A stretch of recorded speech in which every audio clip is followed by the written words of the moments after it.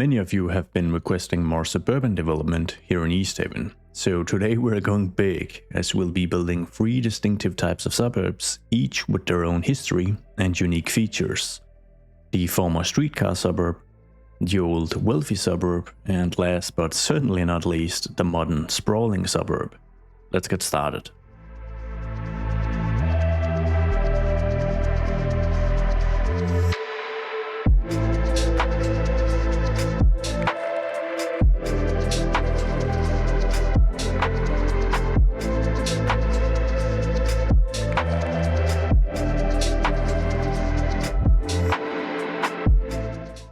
First of all, to sprawl, we're gonna need a bit more space. So we're going to buy a bunch of additional tiles out here, just to make sure we've got all that covered. And then we're going to use the district tool to plan out some of the diverse suburbs we'll be creating today. So I think having a look at the current cityscape of Mersey, we've got London Road moving through the the direct city center, the downtown area basically. And it's pretty obvious that it's going to be like a main arterial cutting through the suburb as well. So I think with that in mind, we might imagine London Road to have previously carried streetcars, and then for the suburb to the immediate west of downtown Mersey to have been a streetcar suburb. So to use the district tool as a planning tool essentially, we just need a few main roads or geographical features that we can kind of use to add the boundary of the district we'll be creating.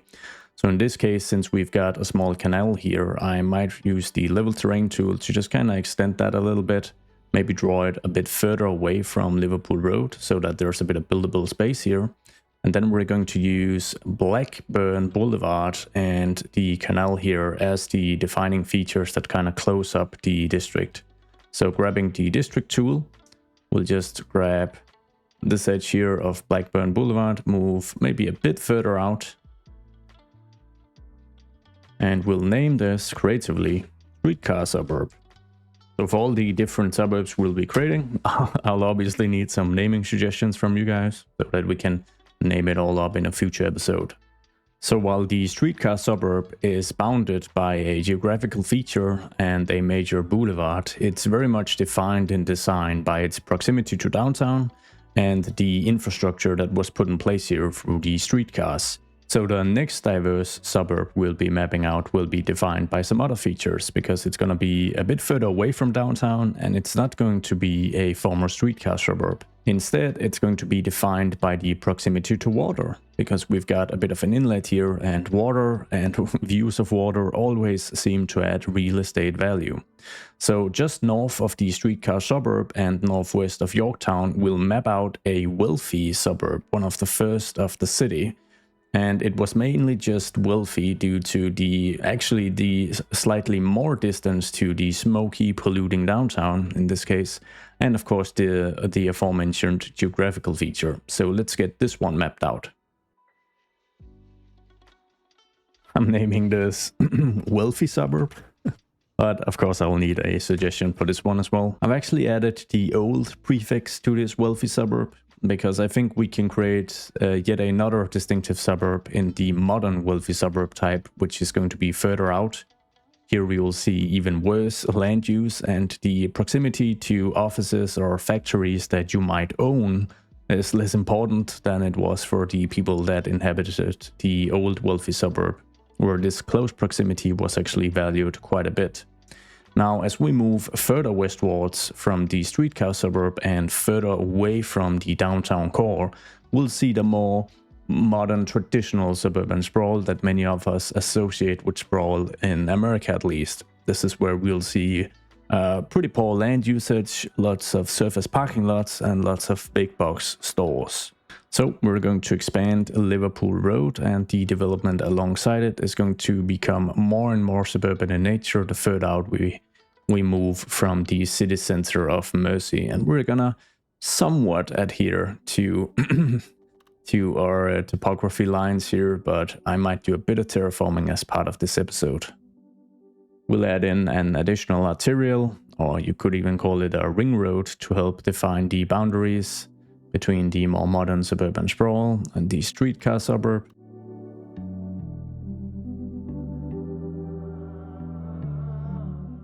But at fears of over-planning this, let's dive into some actual development, as that is where the diversity of these suburbs is of course going to come to life.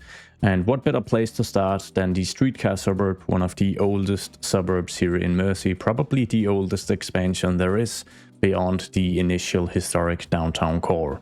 Now, as we talked about, one of the defining features of this streetcar suburb, but many other streetcar suburbs or former streetcar suburbs throughout the US, is that you will have a mixture of densities, especially concentrated alongside the arterials that used to carry the streetcars. Here's a quick example from the Boston metropolitan area as we zoom in on Beacon Street as it makes its way west through the Brookline area of town.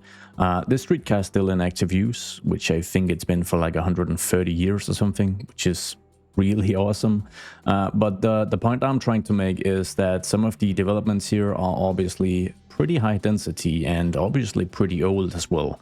So this is really like an early case of transit-oriented development where these transit nodes enabling easy access to, you know, all the jobs in downtown and by the waterfront enables developers to build more densely if the city chooses to upzone the area, of course. In this case, Liverpool Road in particular is going to have a bit of old medium density development mixed in to kind of signify this.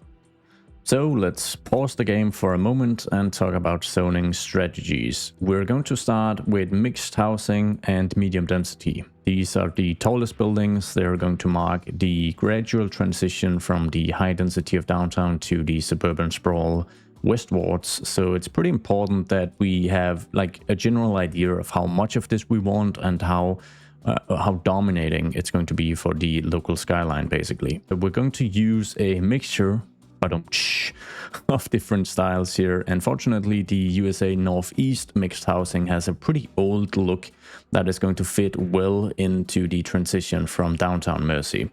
But that is also the case for the vanilla mixed use. And specifically, I think some of the mixed use housing we've gotten in the region packs don't have corner lots, so that's something to keep in mind. But let's just zone a mixture of the mixed use and medium density and see where we end at.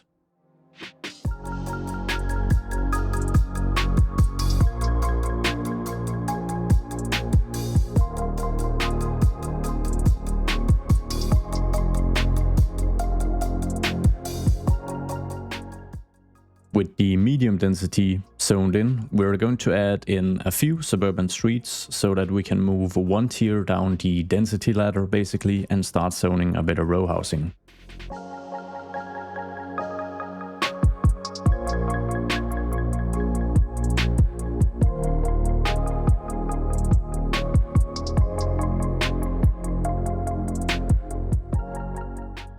As a transitionary zone between downtown and some suburban sprawl, we want a bit of everything, so we're going to drop down the density an additional tier and add in some low density commercial, as well as a few parking lots.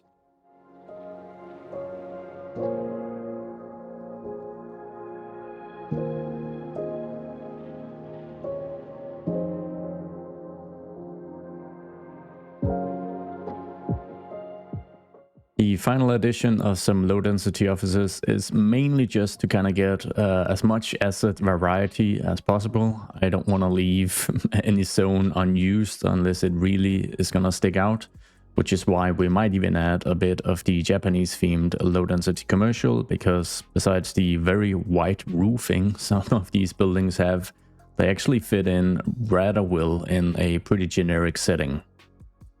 We'll add in an old beautiful school, because we certainly need the capacity, and maybe a few signature buildings, since we're still on the topic of making sure we have decent variety in the types of developments we're seeing here. So this is a hotel, which looks kind of medium density-ish, and then maybe some kind of eatery, or maybe just this brewery alongside Cooper Street.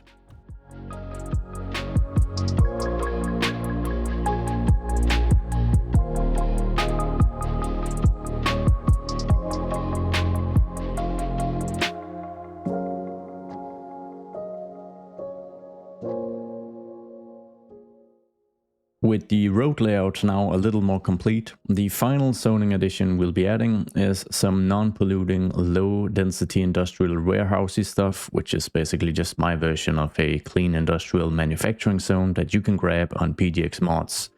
And I'm adding it here alongside Rosewood Street because that street is facing this canal, which is a continuation of the history and theme we've got on this part of downtown, where we do have some old manufacturing industry that used to ship through barges underneath these bridges. So we're just kind of continuing onwards with that ever so slightly.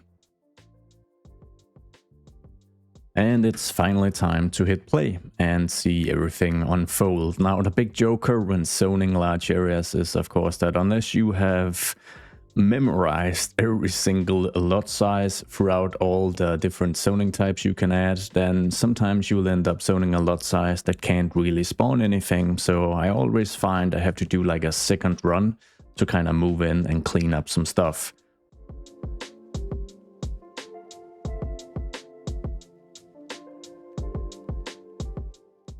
So with more or less everything now having developed, let's do our little zoning inspection. And I immediately noticed this building isn't a corner lot, so it kind of looks a little odd because it's angled towards Pine Street and it would realistically have been angled towards the crossing or just Liverpool Road. And since I do feel this crossing is maybe just a tad too dense overall, I'm not going to try and get it aligned correctly, I'm going to rezone it entirely. So let's get ourselves some sort of low density office building here instead. And let's see, it takes up quite a bit of space, so we're going to zone all of this as office, and then we'll get in a few row houses so that we maintain some of the old vibes as well. I also find the footprint of this building a little too imposing, so we're going to do just the same. This time we're just going to cut it short by adding row housing at the back here, which is going to steal at least one zoning tile div of it. So if I just demolish it, we should get a slightly smaller version, which hopefully isn't as bulky. In this case, we have a double spawn, so I may convert this to row housing as well. These 3 lots, get this removed. But otherwise, I'm very happy with how it's looking. So if we go into a slightly more cinematic view, I think it's a pretty nice transition from downtown. There's always going to be a bit of an empty space here due to the nature of the amount of space the train tracks take up, but that isn't all that much of a problem. I've added in a bit more row housing on some of these single tile width lots that can really only accommodate that type of development, but now we're going to move on to some single family detached housing. Now, as this is going to be one of the oldest areas of single-family housing for the everyday person, so that's if we disregard Victorian mansions of the 1800s, I want the lot sizes to be very narrow and quite condensed. So for this, I'm going to utilize the reworked North American low-density housing custom zone from PDX mods, because it's predominantly narrow lots, 2 or 3 tiles wide, and it also includes a bunch of assets from some of the other packs or other zoning themes for a bit of added variety. So this should perfectly be what I want. Something I want to ensure is that the houses kind of face in the same direction. This is not going to be completely possible given that it's not a perfectly gridded road layout we have here, but if we grab the reworked theme, we can kind of enforce this slightly. So in this case, alongside Pine Street and Green Street, I would preferably want the houses to face Green Street, as is the case with all this row housing and medium density. So we're gonna try to enforce that by making the first zone move towards Green Street, and then we'll add an additional one. And hopefully, yeah, that's gonna spawn a 2x5 as well.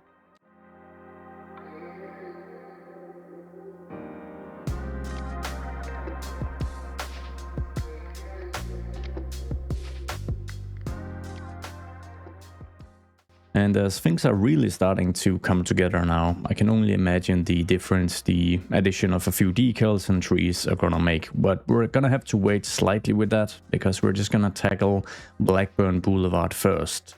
Because I'm gonna be utilizing a density level here that doesn't actually exist within the game. because I don't imagine Blackburn Boulevard to have been a streetcar line beforehand, so the density would be lower than Liverpool Road, but it's still very close to downtown and a direct connection, so I want the density to be higher than low density. Now, in terms of residential, we can of course achieve this by using row house zoning, but in terms of commercial, it's a little more tricky.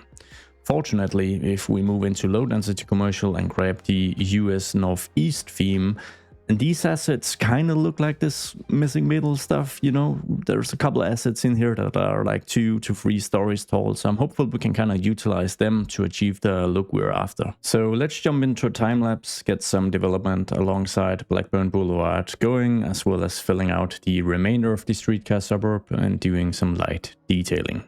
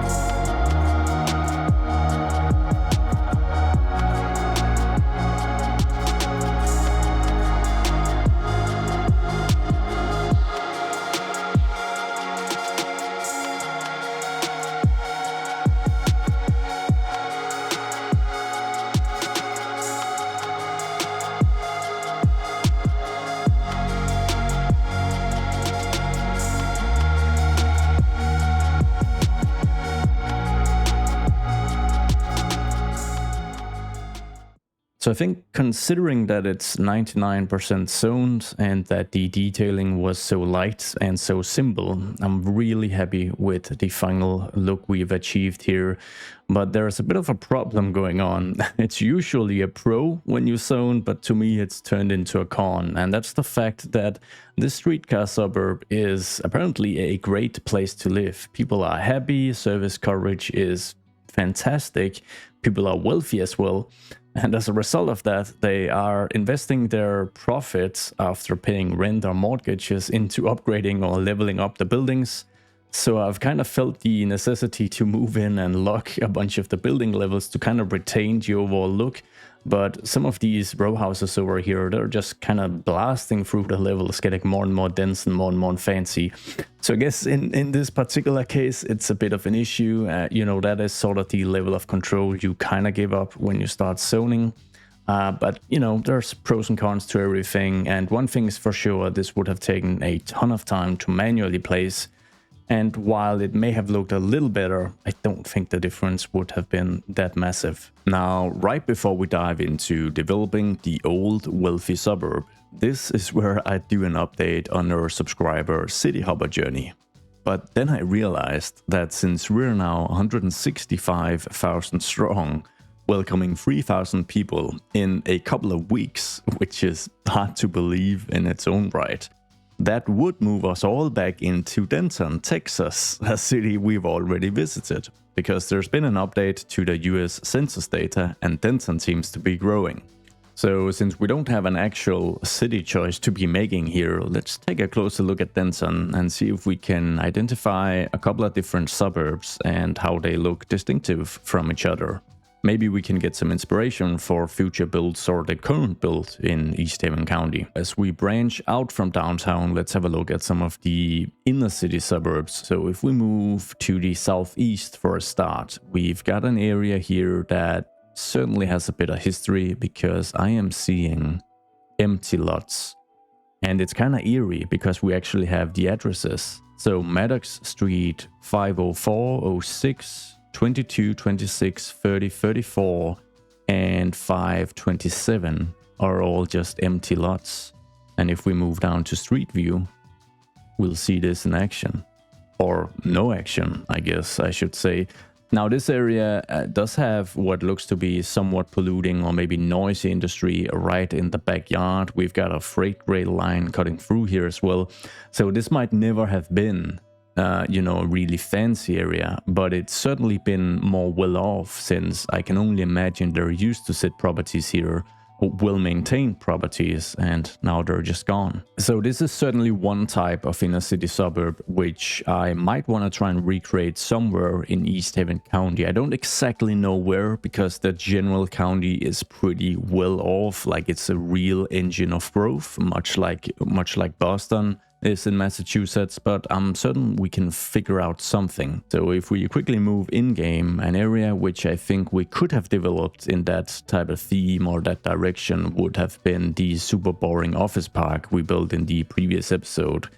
We've already got Massachusetts Route 28 cutting through here, a project perhaps of the 60s or 70s, so there certainly used to be some inner city development here beforehand.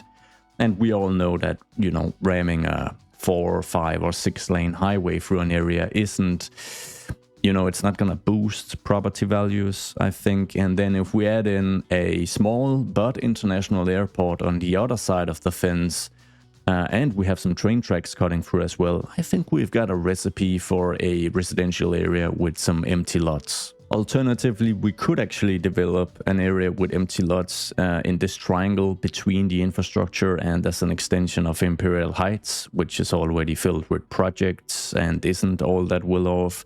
But then we hit the issue of waterfront views, which are generally a positive. So I think it's just an example of how every suburb and every city is, a battle of give and take. There's going to be some pros and cons, and some of these are going to outweigh the others and shape each neighborhood into its own distinctive thing. Just like the impact of industry and freight rail, which probably affected this area right from the get-go. And the contrast or slight contrast to this is if we move to southwest of downtown. So we came from southeast. What is this? West Prairie Street? Oh, I can't pronounce any of this. If we move down here, we've got some hallmarks of an inner city suburb in terms of the lot sizes being rather small and the houses being more, I would say, humble. I kind of like the architecture. I think it's pretty cozy. I like this sort of bungalow style look. And just the general vibe here is different because we don't have empty lots sitting around. That just makes a big difference on its own. I think this area looks sort of similar to parts of Green Street and Pine Street in our former Streetcar suburb. The houses aren't super fancy or anything, but just the absence of empty lots and the well-maintained, cared-for properties makes a huge difference. So while the case in Denton might be that there wasn't any polluting industry, which just meant the area was better off to start with. In the case of Mercy, of course, it was the streetcar that made sure that this would turn into a pretty decent area. So I haven't actually been able to find what I would call an old wealthy suburb that is situated somewhat close to downtown. Here in Denton, there's plenty of wealthy stuff, but it looks like more modern McMansion-ish stuff. So if you know of such an area, please let me know. I can't say I've looked through the entire city, but I've had a decent look by now. For the third type of suburb we're discussing today, though, the more traditional American suburban sprawl, we've got plenty of that, and it wouldn't surprise me if that is where Denton is really showcasing the growth we've seen with the census update, although once again I don't know for sure. But just as we move south, I mean, you can see it from space, how it's sprawling alongside the major corridors, and how the surface parking, it's taking up more and more space, and how these swoopy roads are making this all look super interesting. And just look at the amount of golf or country clubs here as well. It is such a distinctive look. It's gonna be a ton of fun to recreate this on the western outskirts of Mersey. Like if we move into this crossing here between Teasley, what is that, Lane, and Hickory Creek Road, we've got like a really traditional suburban crossing where you don't want to walk here. I mean, there is a bit of a sidewalk here, but it's for show, to be honest. This is a stroad, a bad one. And then low density commercial stuff, empty space, because why not? I mean, this is Texas, land is freely available. And then this type of slightly cookie cutter suburban development, you know, many of the houses will kind of look the same and be built with the same materials. And as we move in game, this is sort of what we'll try to recreate out here. So for instance, as we move further out with Liverpool Road, we might make a crossing out here that is kind of, you know, resembling the one we just saw in the southern part of Denton. So we'll have some big box stuff, and we'll have less pedestrian friendly infrastructure out here. We might even get rid of the sidewalks entirely. So it's gonna be fun. Alright, so that was a bit of a weird tangent. I hope some of you found it enjoyable. I think it's one of the ways you can improve the realism of your cities, is getting, you know, a bit of an addiction to Google Maps and Google Street View. And if you wanna help bring on an interesting city choice next time around, and you do enjoy the content and you haven't subscribed yet, well, you could consider it. Let's move on to the old wealthy suburb.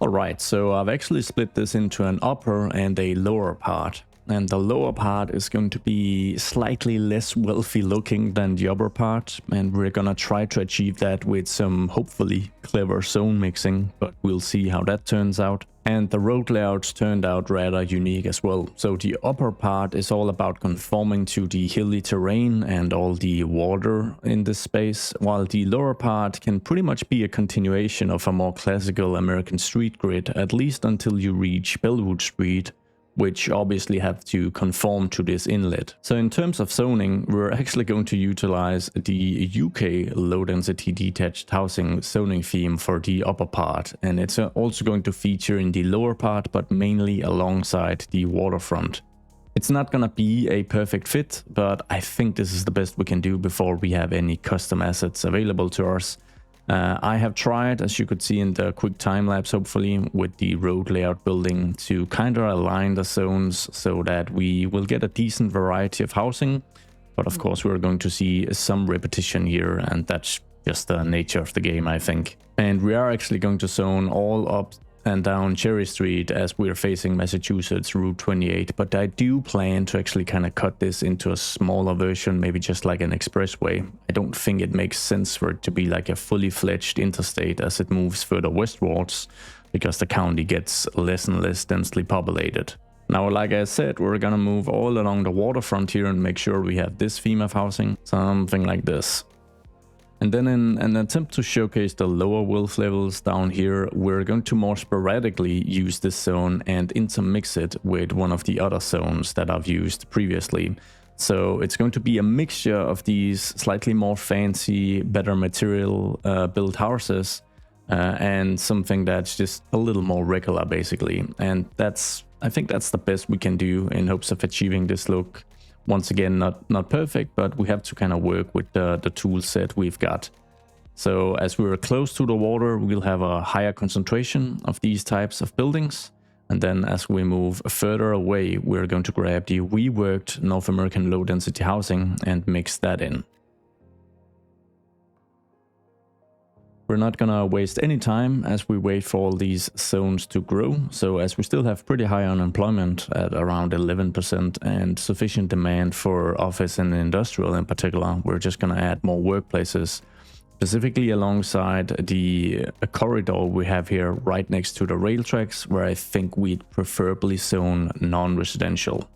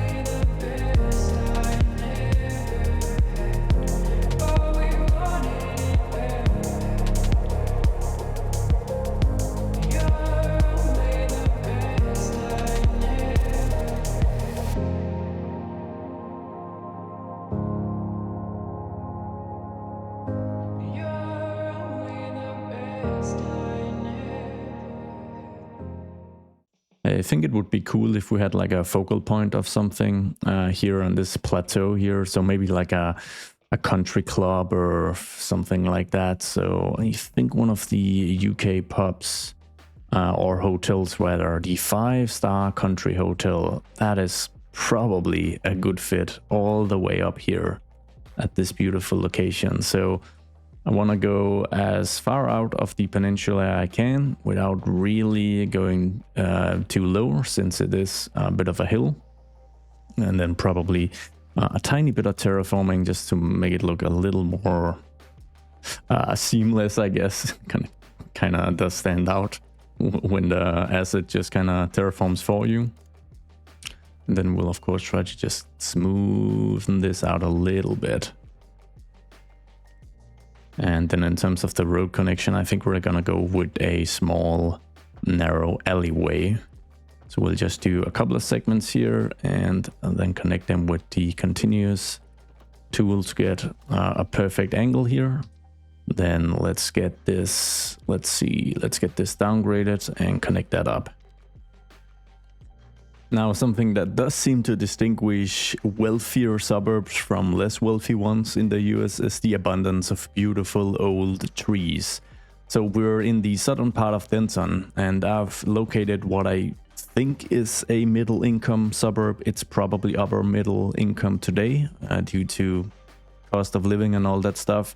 But there's a decent amount of trees here. If we have a look at Chapel Drive, things are looking pretty good. I always admire Americans for letting the trees actually grow when you clear out the lot to build a house. I don't think they do that in modern suburban developments, but they used to.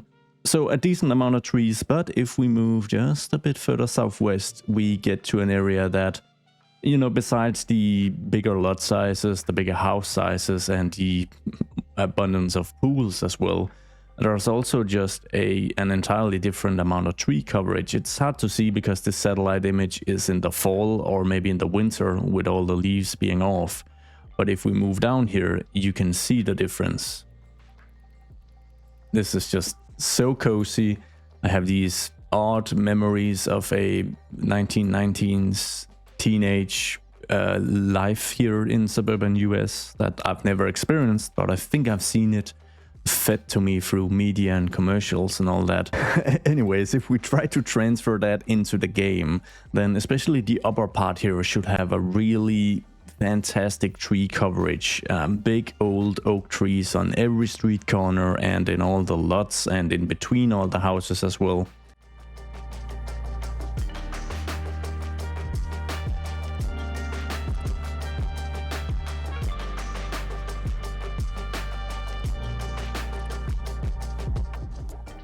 So I think the addition of the trees certainly helped make a pretty big difference in the overall look of this area. It's still a little under-detailed and the inlet here is completely barren.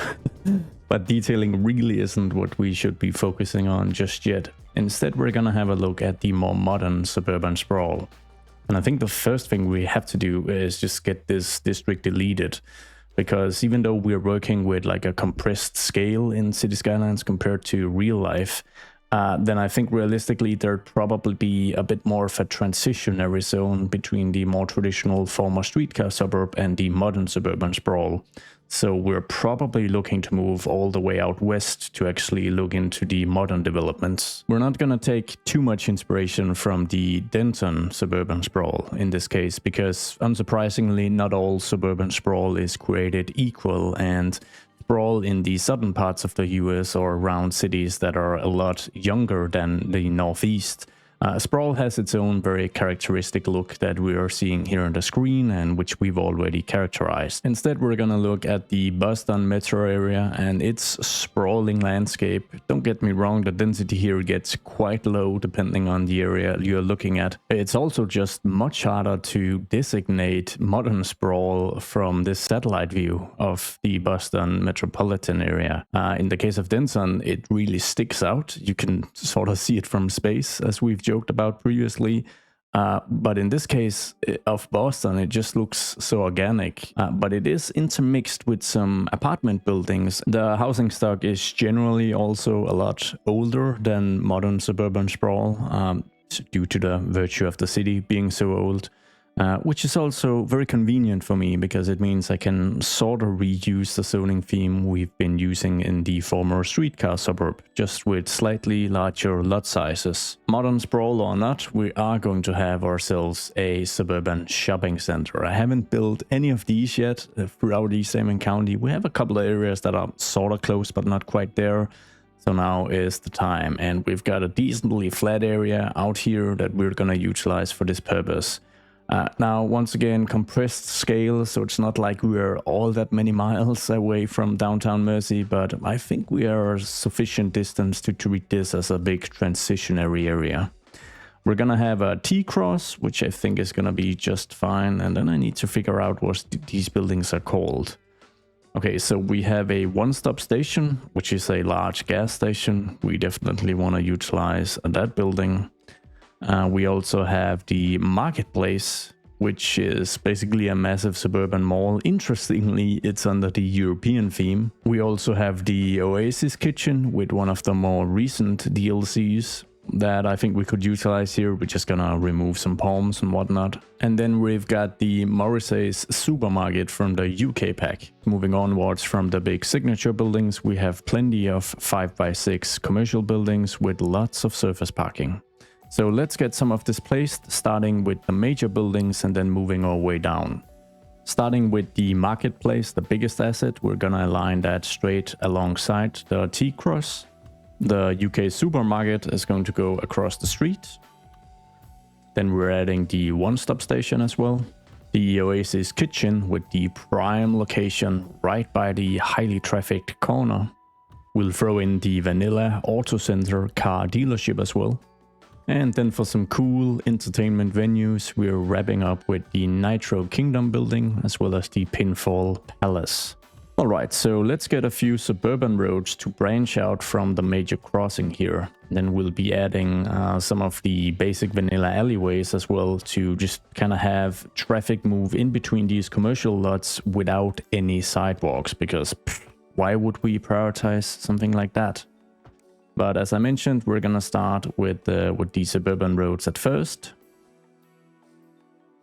Okay, so I know bad land usage is kind of the theme here, but I don't think the marketplace would be this close to prime real estate development. So instead of moving the marketplace, we're gonna move the coastline.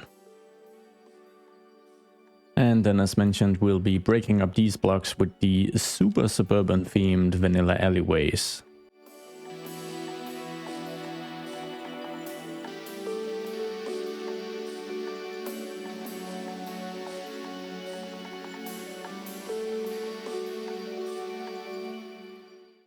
Okay, so we want to change some of the road types here by the commercial center because I don't want a bunch of on-street parking, which this basic avenue allows for. So what we're going to do instead is we're going to upgrade it or downgrade it, depending on how you see it, to the 4-lane divided road. And then we're going to use some asymmetrical layouts to get some turning lanes in place as well. Because this lane, as we've placed it right now, actually still allows for some on-street parking, unless we move in and add a grassy median. Then we're grabbing the 5-lane asymmetric road to add some turning lanes, and we're just gonna add these at random throughout, probably mainly angled towards Mersey, as the population density is going to get higher and higher as you get closer to the city. But if possible, I would like to add extra nodes so that I can really control the turning lanes. So in this case, we're just gonna try and be a little cheeky here, add a segment in between so that I can move in and upgrade it like this and remove the little segment and get this split configuration, which I think looks really nice. In this case, we'll add 2 additional nodes so that we can retain a middle segment with the median still in place. It's gonna squeeze everything a little bit, but I still think it's gonna look pretty cool. And then in cases where we have access points that would look like they're only approachable in one direction here, we can add the asymmetrical setup as well, although it's not gonna look perfect. But I'm gonna try and show you guys what I mean. If we just add, oh sorry, this is wrong. Let's see, I want a node here and here. Okay, this is getting a little messy, but hopefully it's gonna make sense in just a second. Then we grab this segment and we just add that in right here and we get rid of these. It kind of looks like you have the ability to make your turn in from, you know, the southbound, or sorry, eastbound direction. Kind of looks like you can make a left turn here to connect to Nitro Kingdom. And I've actually sort of done the same down here by the Oasis Kitchen, where it looks like you can make a left right here. And actually, if there's a better way of doing this without too much additional effort, please let me know in the comments, because I'm very much just trying out things right now.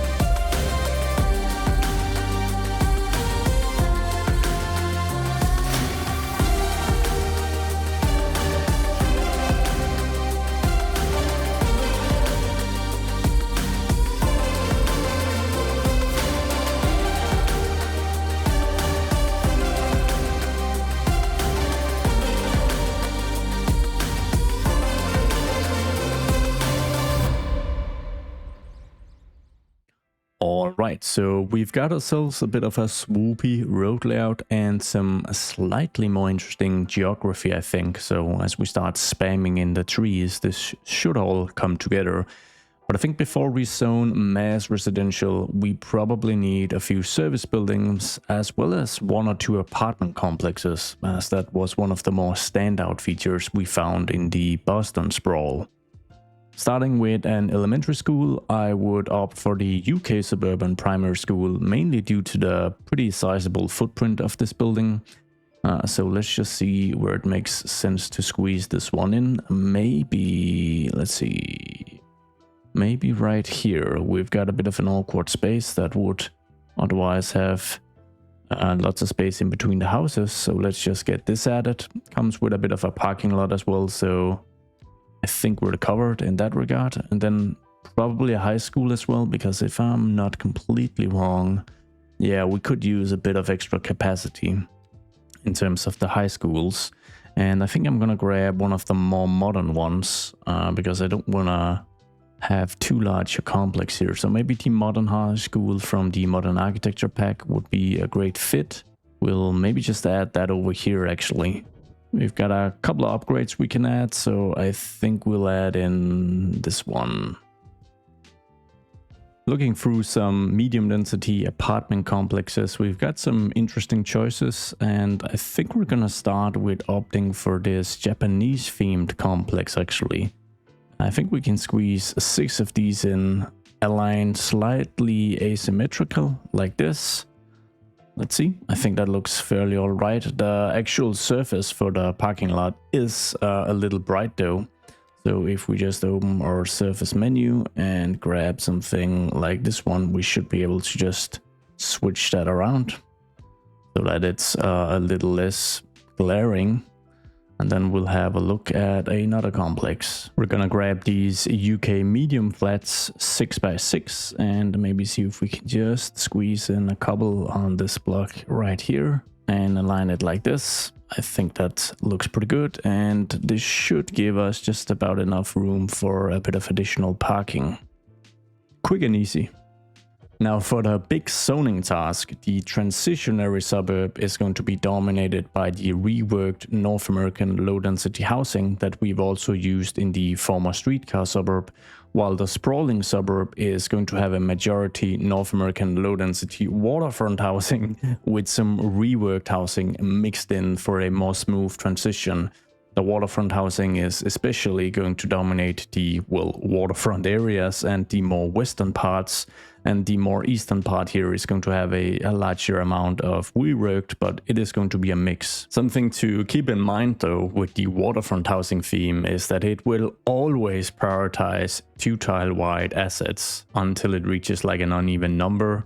So if we just mass zone, we're gonna get 2 tiles wide until there's like an uneven number, and it's gonna spawn a 3 tiles wide house. So generally the idea of this sprawling suburb is of course to have plenty of repetition, but not that much repetition. So we're gonna have to go at the zoning task a little differently by being a little more careful. This is going to take some time of course, but if we just go lot by lot, we can kind of enforce the zone to behave the way we want to, or at least close to. So we're gonna get a lot more variety doing this, and it's gonna leave a bit more space when we start spamming in trees as well.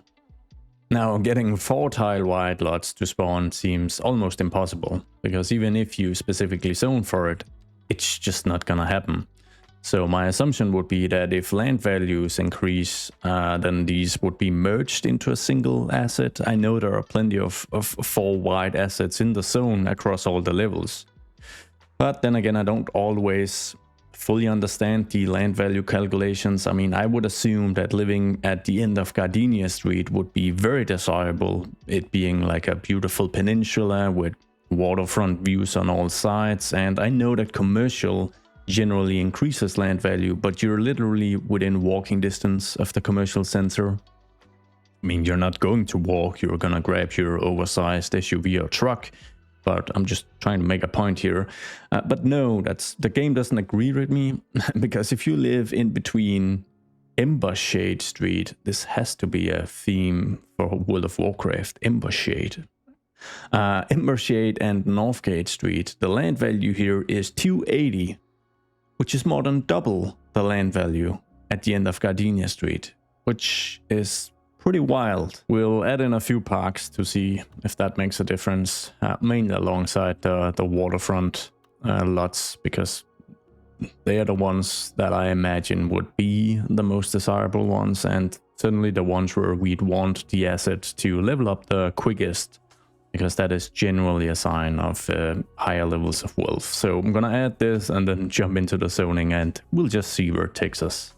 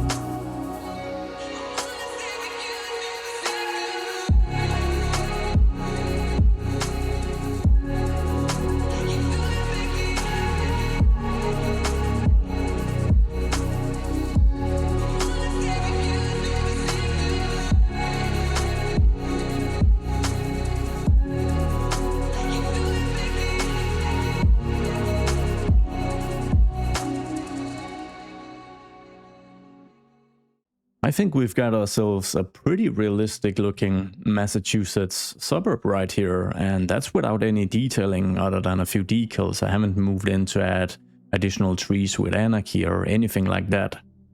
Now, interestingly, this is by far the biggest district in terms of the sheer footprint in all of Easthaven County. But how many people do you actually think live here? The answer is 1900 people.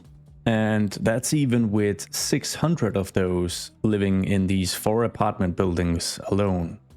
That's a pretty interesting figure, because if we compare it to the former Streetcar suburb, which, mind you, does have plenty of surface parking, low-density row housing, and even detached family housing, that figure is almost the same, despite the footprint of the Streetcar suburb being, what, 1/5 of this one? Of course, if we compare it to downtown Mersey, it's even more of a contrast, with almost 5,000 residents and 3,000 employees. Now, I'm a bit of a Captain Obvious here, because obviously lower density is lower density, but I just think it's interesting from a real-life perspective. Imagine downtown Mersey as its own city, and you have to plan the road maintenance budget or just infrastructure budget.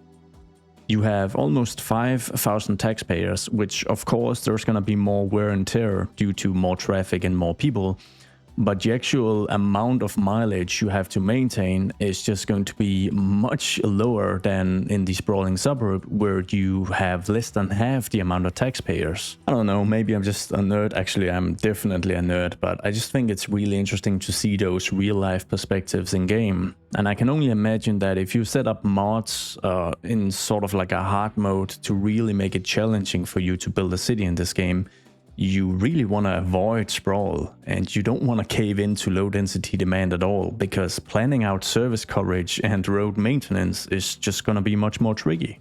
We're going to be postponing the full development of the transition area to a future episode, as I'm waiting for some rebound in the commercial demand. As you can probably see, I made sure not to zone residential alongside Gardenia Street nor Blackburn Boulevard, because I really want this to be lined up with shops and amenities, maybe a bit of recreational spaces.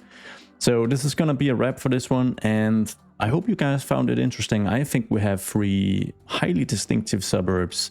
Of course, the lack of an asset editor and custom assets, it is, you know, creating some restrictions, but I think that we've gotten so many region packs and DLCs by now that with a bit of creative thinking and some PDX mod usage, you can get some good variety in the areas you're building. I'll wrap up with some final cinematics, and I hope to see you all in the next one. Goodbye.